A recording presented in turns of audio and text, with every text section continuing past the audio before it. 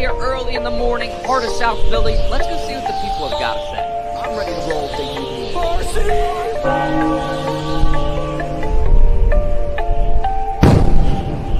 Now listen here, Dutch.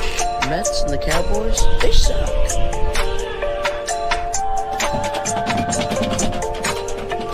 1, 2, 3, go Birds! Go Birds!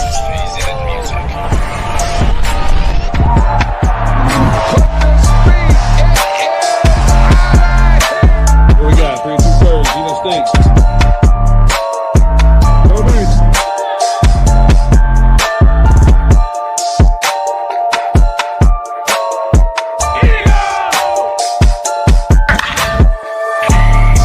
Oh my gosh, Chad.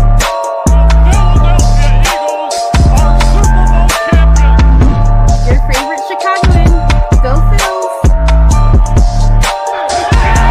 As always, God bless. Go Birds.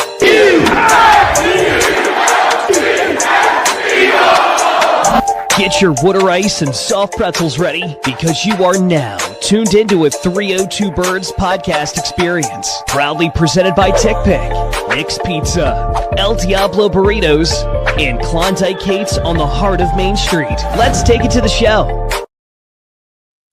What is going on, ladies and gentlemen? Welcome to Philly Sports Pulse. I know, a little bit of a surprise. A new feature here on StreamYard allows us to incorporate the main show of the 302 Birds intro. Always fire, always gas. Check out the main show on Wednesdays, hosted by the founder of 302 Birds, Dalton, and the co-founder himself, KJ McCoy. But we will have our intro of our own very, very soon, so stay tuned for that. But AJ, busy week for the Eagles, busy week for the NFL. How we doing tonight?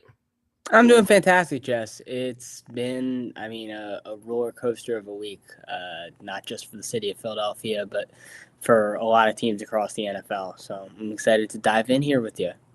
Absolutely, Adam. And before we get into things, a little bit of a shameless plug, but a really cool thing that just happened. You may see this little thing on my shirt. What does that mean? We've got merch. Play the trumpets. Get the balloon.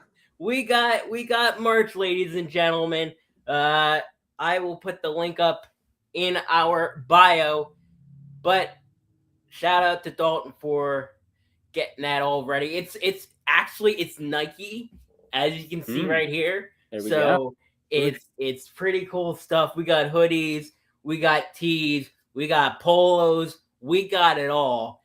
And again, that shout out to the boss for getting us that merch. Go buy it at the link in our bio. I'll get that up after the show. But yeah, pretty cool stuff. Absolutely. The 302 Mafia, the Philly Sports Pulse Mafia. But let's get into things, Adam. Yeah. This week for the Eagles, a lot of stuff. I was initially concerned how the week started. You lose Reed Blankenship, you lose Nakobe Dean, you lose Jalen Phillips, but then Howie Roseman does what Howie Roseman does, and he gets a Pro Bowler in Woolen. I gotta say, trust in Howie always and forever, but now begs the question, what's next? Adam, what do you got for me? For what's next, or for what the week has been overall? Well, hit me with how this week has gone so far. And also, maybe adjust your, just real quick, adjust your camera real quick. Downward, get your chin. Yep. Yeah. No, absolutely, Jesse. I think this has been a week for the Philadelphia Eagles that has served really is a reminder of the talent that's been on this roster over the course of the past years and kind of the missed opportunity that the 24-25 season was. These are not guys that I really expected to see back besides Jalen Phillips potentially. And once I saw the price tag, there was no way that I expected Jalen Phillips to be back. But, it speaks to the talent that was on this team that these guys are going out and getting the amount of money that they did on the free agent market. And therefore, it speaks to how, really depressing it is that this team flamed out in the way that they did, given the talent they have. As far as Woolen, I think it's a signing that is the ultimate boomer bust and could end up fantastically. Looks fantastic on paper. Woolen has been one of my favorite players to watch in the NFL for a long time. He is a incredibly athletic, rangy corner who brings a lot of physicality to his game. He is sticky as it gets in man coverage, but, has had some troubles as a processor in zones. You see that especially in the NFC Championship game, right? I mean, the touchdown that ties that game, that's a mental mistake by Woolen. The mistake on the Puka Nacua explosive in the third quarter, that's on Woolen. So I think, you start to think about how complex this Vic Fangio scheme is and wonder if he's going to be able to fit in that way. But you have to have faith in what the Philadelphia Eagles offer as far as their development system. And, I think if they can unlock who he has been at his best, then it is a fantastic signing. And then for as what could potentially follow, I think there's a lot of room for interpretation, right? They go out today, they restructure Landon Dickerson's contract that frees up, I believe, about $18 million in cash. If I'm being correct, because it takes his cap hit from $8 million this year owed in cash to significantly less than that. So we'll see what they're looking to do with that, right? Is that a ploy to maybe move a little faster with the A.J. Brown trade, given the potential cap implications of that? Is that a ploy to go out and try to poach the safety market? That's one of the only places within this free agency that really hasn't been heavily invested in. There's still a lot of guys out there that could help Philadelphia after the loss of Reed Blankenship. They could certainly use one. Or is it, a ploy to go out and get a receiver, whether that's a receiver 2 or a receiver 3, to really supplement this room? I think there's a lot of questions, and we're looking for an answer or an edge, because missing out on Jalen Phillips sure does hurt. So we're gonna find out the answer, I would say, pretty soon, given this deal today. Yeah, definitely, Adam. Now, my question for you is, one of my first, is Jordan Davis. Mm-hmm. He signs a 3-year, $78 million contract extension. Mm-hmm. There was no doubt in my mind that the Eagles should have brought back Jordan Davis. Yeah. But that is quite the pricey price tag, if you will. I don't know. I like Jordan Davis a lot. He's the guy that basically got our season going against the Rams during the regular season. That blocked field goal to win the game. That was huge, and he showed a big step up, this year. Mm-hmm. But $78 million. That's a lot of money, Adam. One more thing. Maybe just adjust your camera a little bit more. Yeah. Yep. Just a little bit more. Yeah. Okay, that's good. I'm perfectly for the Jordan Davis extension, and actually, believe it or not, it is something that saves the Philadelphia Eagles money. Jordan Davis, they picked up his 5th-year option going into last season, and now that this extended contract is essentially just adding on top of that. It's a 3-year, $78 million deal, and that includes the $13 million option that Davis would have made on the salary cap. Now his cap hit is lessened by about $3 million because of the way the Eagles front loaded this deal with cash. So I'm all for him being extended in this way. I think, when you look at it on paper, it looks like a big number, but with the way the Philadelphia Eagles structure contracts, it isn't as much of a drag as it may seem. And it certainly gives them the flexibility to continue to be aggressive this offseason. Now, in terms of the other big elephant in the room, Jalen Carter. Mm-hmm. He has been, for those who have been watching, this program for a while. You've been really high on Jalen Carter this entire time. Yeah. And you told me, as I think one should be. Now, people have, you've told me, before the show, at least the last couple of days, that we may not see one of Jalen Carter or A.J. Brown returning to the Philadelphia Eagles now. Mm-hmm. But we got reports earlier in the week that the Eagles are trying to bring Jalen Carter back, and it seems like things have slowed down a little bit on the A.J. Brown front. Mm-hmm. Now, we'll start with Jalen Carter first. Do you think it is still a possibility or likely that Jalen Carter returns? Yeah, Jess, I don't think it's likely by any means. And I think it's significantly less of a possibility if I don't know how much you've read the last couple of days. Zach Berman does an incredible job at The Athletic. But, I think a lot of the buzz that was made around the Jalen Carter stuff was more buzz made around teams inquiring to acquire Jalen Carter, and that who wouldn't, because teams are of the realization that the Philadelphia Eagles are in the current cap situation that they are with the current defensive players that need extending that they do have. And this is a room with Moro Ojomo and Jalen Phillips and Jordan Davis and Jalen Carter. And they were looking at it probably like, hey, you can't keep all those guys in the same building.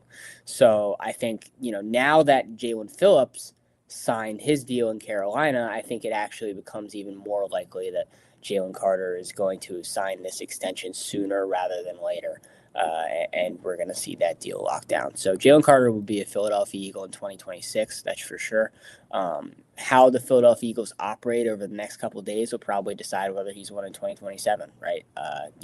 If they go out and get a Jonathan Grenard and pay him a ton of money, does that change their calculus? But I still doubt it does, just because, again, he is such a talented player when he is healthy and committed, and I think they're going to look for him to be that more than ever in 2026. Yeah, that is a good little bit on Grenard. I will say, I do have a source that says that the Eagles, and this was a couple of days ago, the Eagles were looking at Grenard. Yeah. They were also, I believe, they were also looking at the time. They were either looking at the time. Trey Hendrickson.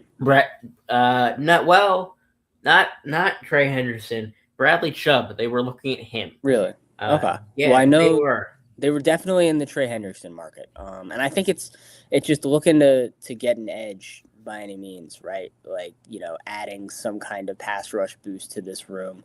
You saw what it looked like when you asked Nolan Smith to do it all, and now, are devoid of the extra boost that Jalen Phillips gave you in that room. So I still think they're going to be active on the edge market, whether that's through the draft or more likely free agency. And, I think people have to remember this team is 2 third-round picks. So I would not be surprised if they try to use them. I'll tell you what, though, Adam, I was not thrilled. And this is a league-wide sort of deal. Yeah. I was impressed, yet really sad that the Bills got Bradley Chubb. And really? Now I was. I am very, very high. I am very, very high on. I'm very, very high on Bradley Chubb. Really? I am. And I thought he would have fit good, especially with Vic Fangio. He makes anybody good. Yeah. Especially coming from Miami. But I would have loved him. And now they're taking our boy. They're taking CJ, man. Like, that's, he's probably one of the more controversial, figures in Yeah. all of Philadelphia. I mean, to be honest, I wasn't the biggest fan of his, but that's here nor there. But man, Buffalo, they're putting on a show in free agency after one heck of a tumultuous couple of days with the Sean McDermott firing. Yeah, I mean, I have definitely not been as high on the Bills off season as you have, Jess. But I understand where you're coming from. This is a Buffalo team that seems to be working in a similar way. I think you listen to a lot of people talk about the way these contenders are going all in this offseason. The word being used is desperation, and I think nobody possibly screams that more than the Buffalo Bills at the moment. You go up a second-round pick for DJ Moore, a guy who regressed significantly over the course of last season, went from being a guy who you could really rely on as a dependable number one or number two receiver with his route running abilities and his athleticism. And that kind of slipped into him basically being a speed threat and a gadget guy last year for the Chicago Bears, whether that's the minimization of his role by Ben Johnson or, some athletic slip off by him. I think that's to be debated. But to give up a second round pick for him, I thought was a lot. As far as the Chubb signing, I thought that was one of the worst contracts of this free agency. I am very low on Bradley Chubb. Yes, this is a guy who's been injury prone over the last 3 years, has barely been able to stay healthy, has not crossed 8 sacks over the last 3 years, and is now, being paid $14 million as an edge to, try to be a number one for a Bills team that doesn't really have a lot of other juice in that room. So I was not, if I were a Bills fan, I wouldn't be thrilled with that one. But I am for Chauncey Gardner-Johnson. I will say that. A year, $6 million. Get him in that room. He played well at the end of last season for the Chicago Bears. And, just a guy who brings some range and athleticism, as we saw in Philadelphia. And we'll see how he fits with a certainly new look defense without Sean McDermott in the area for Buffalo. Now, the biggest splash so far, or I guess lack thereof, is the Max Crosby thing. The Eagles were actually in talks for Max Crosby. Apparently, there were people out there that were saying that we might trade Jalen Carter for him and some firsts. That never happened. But what happens? He goes to the Ravens for 12 hours. Yeah. And then he then he fails his physical. Yeah. What in the world? And then get this, it gets 20 times better. They go out and sign Trey Hendrickson, a guy that it looked like a few weeks ago. I thought he was going to stay in Cincy. What is going on in the AFC North? Jess, I couldn't tell you. It's been a lot. It's been quite the roller coaster over there, and I'm not sure the Ravens could really tell you either. From a Baltimore perspective, I think there's been a lot of coming at them from people around the league, right? Because of their communication supposedly with Trey Hendrickson while they had Max Crosby in for the visit. I've kind of downplayed that because I thought, in my eyes, Max Crosby was a much better get, even with the price that he costed, than Trey Hendrickson, simply because of what he provides you as a run defender. And that's so crucial to what Jesse Minter does defensively. And having a guy who can really set the edge on rushing downs on first and second down versus a guy who's simply a pure pass rusher and is also older at the same price. I think is worth the 2 first-round picks. So I think this is a move that, in my eyes, Baltimore probably wanted to make, and the team doctor came in and saw whatever they saw and didn't think that the long-term future of Max Crosby was one that they should be a part of. And I think I'm understanding that as well, given we talked about it on Tuesday, Jess, on my pod, the pass rush numbers for Max Crosby and his efficacy getting to the quarterback and his pressure rate, they have all slipped dramatically over the last 3 years due to the amount of snaps that he's played and the injuries that he's sustained. So it's not surprising to me either that he potentially could have some long-term effects from this injury, and Baltimore, with the price that they paid, weren't willing to pay it at that point. So I think it's disappointing from a Ravens perspective, especially, and we'll see how he fits with the Raiders again now. I think, with the way the Raiders invested, this is a team that could just be exciting with Crosby on it and then look to trade him at the deadline. All right. Well, one more thing, and then we'll move on to the absolute abomination that is the Philadelphia 76ers. I don't know, Jess. They're hanging in here right now. Wait a minute. Hang on. I gotta. Well, hang on. I they're have down 12 now, but Yeah, Adam. I don't know if I would necessarily call that hanging in there, but that's here nor there. It was 9 a second ago. It was single digits. Well, that a was second double ago. digits. Well, okay. Speaking of an abomination, that contract with Alec Pierce, I talked about it on your pod on Tuesday.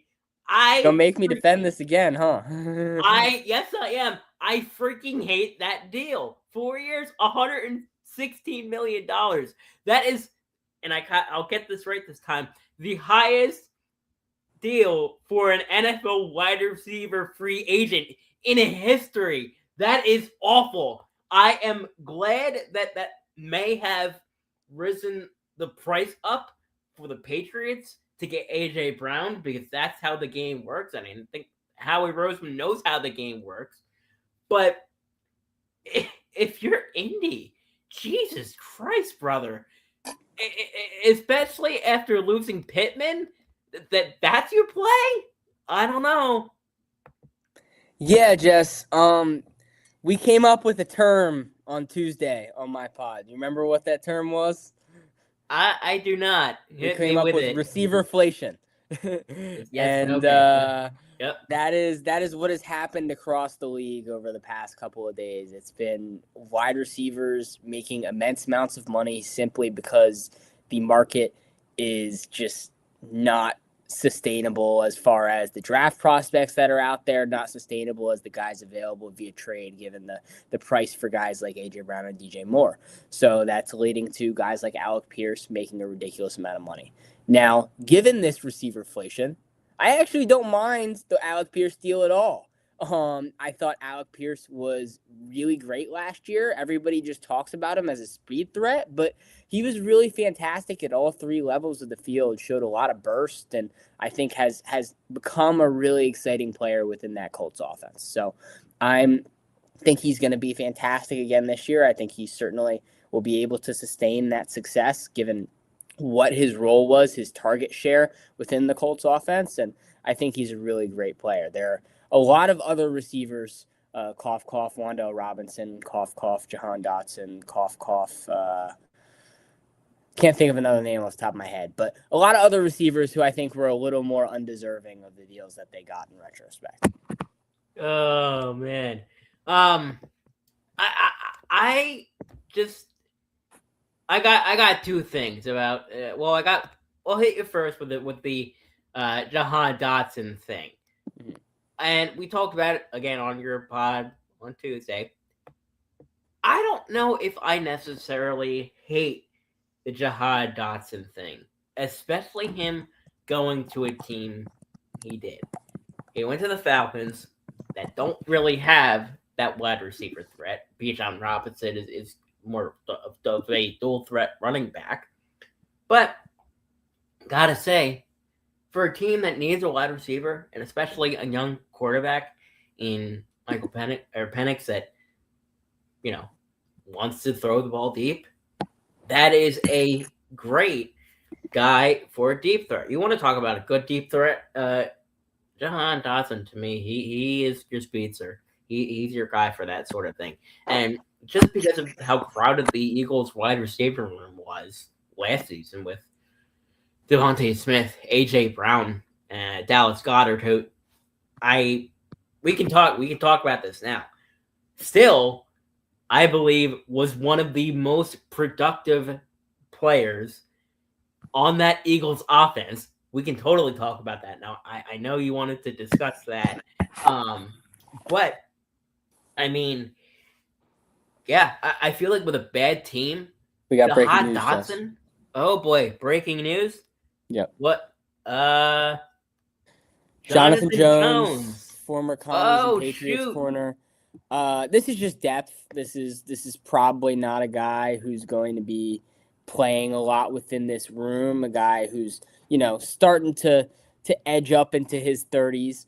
But hey, I mean, worth the investment, I would say, and I'm looking forward to see how he fits within this room. This is Keely Ringo is a guy who people have looked at as potentially, having to battle for his spot in training camp. How does that look now moving forward? And yeah, I think this is certainly a move just to solidify that room. Yeah, I mean, listen, anything to get Keely Ringo and Adoree Jackson. Although Adoree Jackson did have, honestly, he kind of had a. Well, he's a free agent, so. Oh, so yeah. Yep. Okay. So and you also still have Jakarian Bennett in that room, and Jakarian Bennett is a guy who I thought didn't really get his fair shot within that room at times last season, even though when he did show, he wasn't exactly fantastic. So, just continue to add more leadership. I'd guess he's on like a minimum deal, and you have your three solidified. And Michael Carter's still in that room as well. Michael Carter would kind of play around there. Yeah, Michael Carter. I didn't think. I mean, granted, we didn't trade a whole lot for him, and that defense was outstanding. So I guess he really didn't get a chance to play much. But from what I saw from Michael Carter, I like that. I like what I saw from him. Yeah. Especially, I've seen a lot of mixed reactions on that deal that the Eagles gave him. I don't know. I don't mind it. I don't mind it at all. Yeah, and a report from Fly's EJ Smith, who is a fantastic reporter, have to give credit to him, was a great guy at camp, from earlier today, said that Michael Carter is a guy who could potentially be in mix for this safety room to replace Reed Blankenship. So, this could be a move to acquire more depth if you do look to Michael Carter to kind of solidify himself in that room. We know Vic Fangio prioritizes versatility among his secondary players. You saw that from him training Cooper DeJean to basically play every position in this defense. So we'll see where they go from there. But Jonathan Jones, a win signing, I would say, for not a lot of money. Yeah. Shout out EJ. For that report. I have some big time respect for the guys over at PHLY Philly Sports. Was able to head over to their studio a few months back, so I respect their game, respect their hustle. So yeah. But that is a really interesting. That's really interesting stuff. One more Eagles thing that I don't know if we really hit on a ton. Although maybe you did.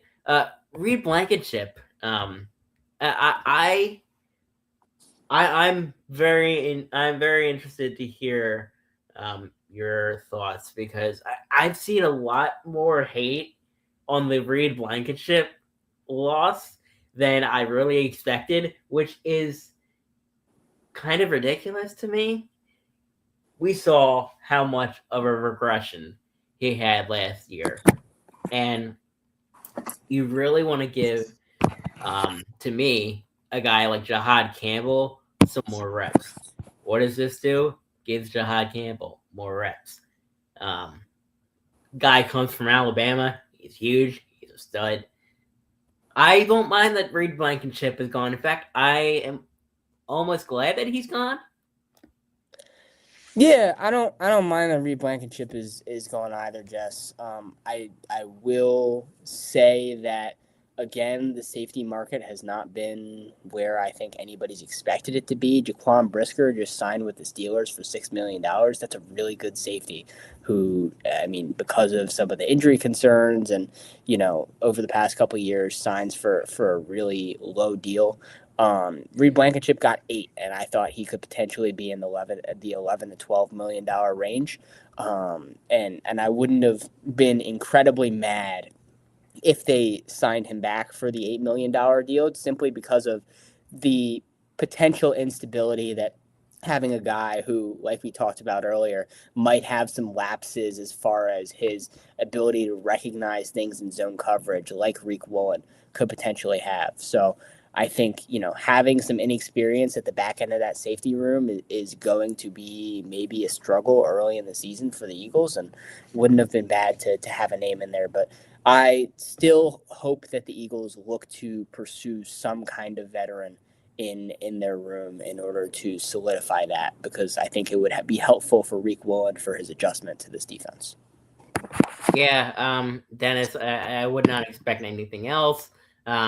He's 302 Birds, number one Reed Blankenship hater. It's hated him from the start.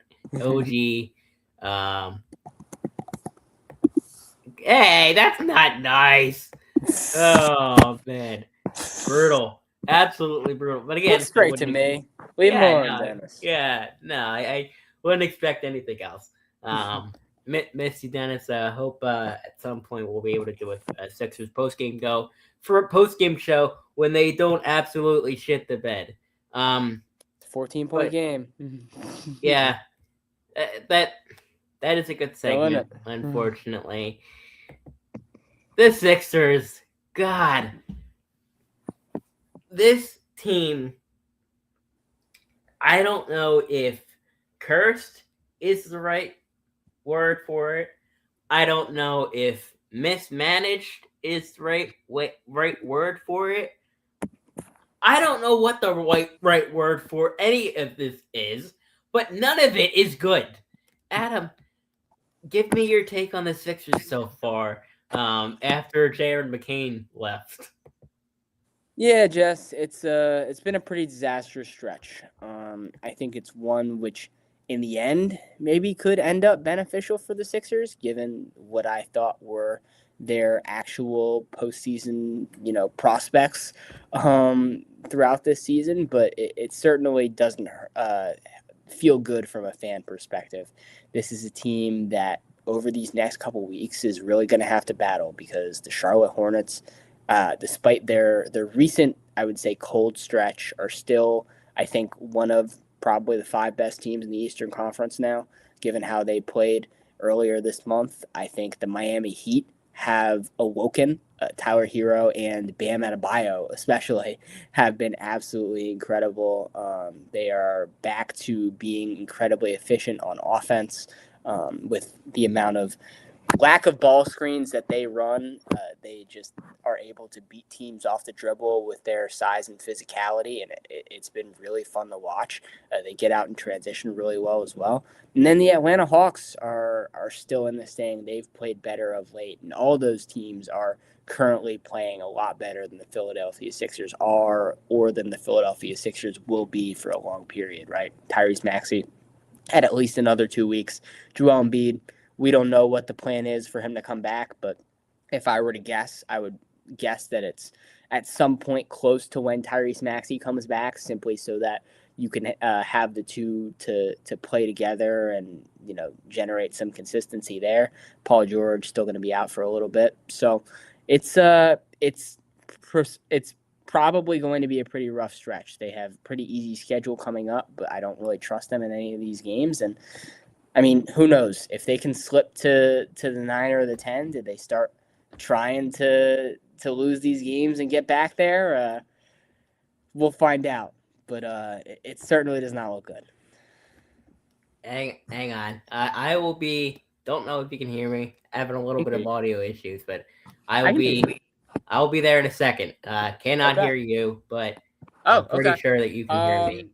Yeah, no, I mean, I can give me talk 2 more seconds. You know what? Yeah, yeah. Can you talk real quick? Yeah, can you hear me? Okay. All right. We're good. We're good. All right.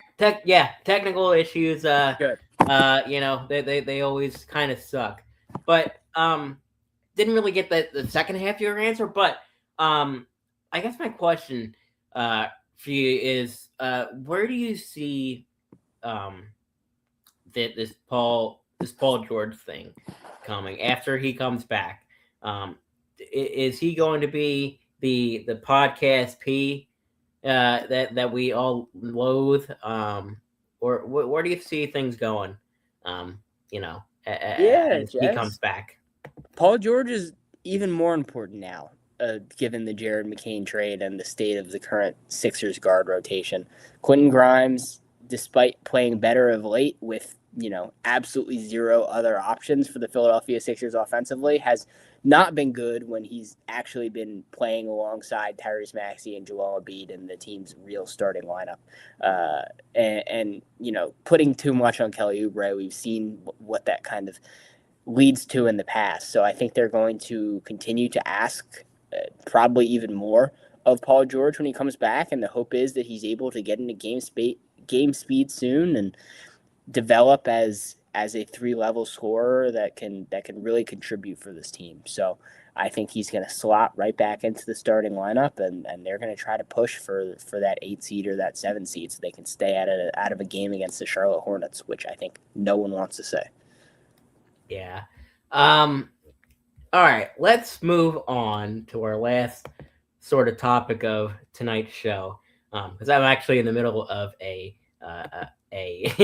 fantasy baseball draft. Interestingly enough, so interested to see how that goes. Shout out, Gavin for adding all those guys for getting me in there. But the GM state of affairs is not very good. You've got the guy that I like to call Dave Dombrowski. You have Daryl Morey, who did not take in star talent and traded away Darren McCain for some picks that they probably will trade away once they develop them at some point. And you've got Howie Roseman, who's the GOAT, who does no wrong in my eyes, never will. He's a god amongst men. Then you've got Danny Briere, who Flyers Twitter at least is ablaze with him. It seemingly every week. If we can get Frosty on, like we had a few weeks ago, I'm sure that guy would go absolutely off on him. But Adam, give me your top and your bottom GMs. Yeah. Well, Jess, it's usually hard for me to speak on Flyers, so I'm gonna stick to Eagles, yes, Phillies, and Sixers for the sake of everyone listening. But my top would definitely be Howie Roseman. I think that has to be the number one option given the success that he's had both as a drafter and a manager of free agency over the past couple of years. And my bottom would probably be Dave Dombrowski at this point. I think Daryl Morey, you can at least say, drafts really well. And I know the MLB draft is a lot different from the NBA draft. We might not see Dave Dombrowski's successes in the MLB draft for years to come. But, the immediate impact of the Tyrese Maxey and the Jared McCain, the VJ Edgecombe picks can be seen from Daryl Morey, and therefore can't totally put all the blame on him. So I would say Howie at the top, Dave at the bottom. Dave at the bottom. I like that. I'm going to go Howie at the top. I'm going to go Dave too. Mm-hmm. Just because of the fact that, I like that he's brought in stars. I'm going to go Daryl Morey. I'll put him at the bottom just because of how badly, this whole situation was with Jared McCain and the like. I just, the East was right there. It was right there. They were like a top 5 team at that point. And I'm sure now they're they're ranking near the I think bottom. it's tough to say, my friend. It's but awful. I think, I think this will end up. I know you're not going to like it, but I think this will end up for the better for the Philadelphia Sixers franchise. If there's any potential that they could get a lottery pick, I don't know. that could be dangerous again a year from now. I don't know.